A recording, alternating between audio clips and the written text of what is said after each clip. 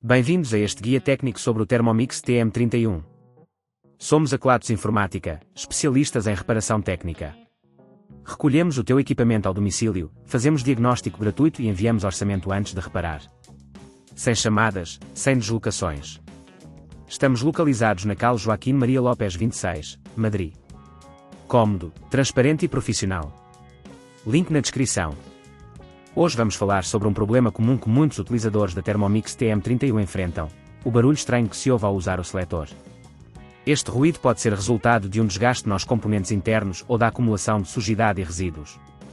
Se não for tratado a tempo, pode levar a danos mais sérios na máquina, o que pode resultar em reparações mais complicadas e dispendiosas. Para esta reparação, vamos precisar de algumas ferramentas e materiais. Teremos à mão uma chave de fenda, um multímetro, um pincel pequeno para limpeza, um aspirador de pó e, claro, um novo seletor, caso o original esteja danificado. Agora vamos ao passo a passo técnico. Primeiro, para abrir a Thermomix TM31 com segurança, comece por desligá-la da tomada e remover todos os acessórios.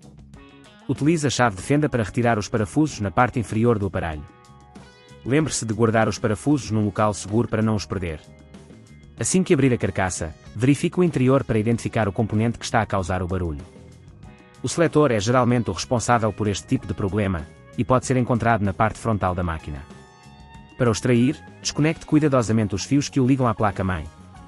Tente não puxar com demasiada força para evitar danificar outros componentes próximos. Uma vez desconectado, remova o seletor antigo e substitua-o pelo novo, certificando-se de que os fios estão bem encaixados. Verifique se os parafusos estão firmes mas não excessivamente apertados, para evitar danos.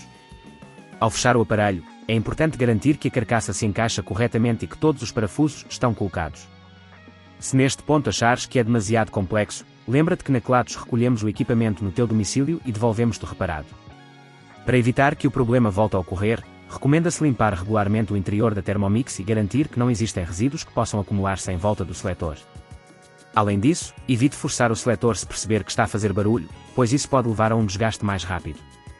Se não queres arriscar danificar o teu equipamento, na Kelatos recolhemos, reparamos e devolvemos ao teu domicílio em todo o Portugal continental. Link na descrição.